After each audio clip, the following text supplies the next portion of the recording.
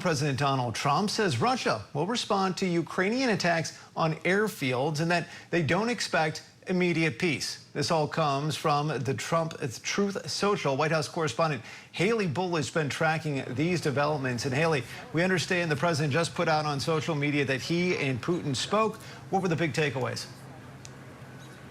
Yeah, Andrew, the president writing that the two spoke for an hour and 15 minutes, that conversation appearing to include the recent attacks by Ukraine on military targets. Trump warning that Putin said he will respond. The president writing, quote, "It was a good conversation, but not a conversation that will lead to immediate peace." And the tone is notable here as we saw President Trump over the last several weeks offer more pointed criticism of Putin, which marked a stark contrast to softer language we saw early on in his second term here in office towards the Russian leader as he continued attacks in Ukraine. That peace deal that Trump has sought between the two countries remaining elusive to this point. Trump had called him crazy in recent weeks, warning that the potential for sanctions was still on the table.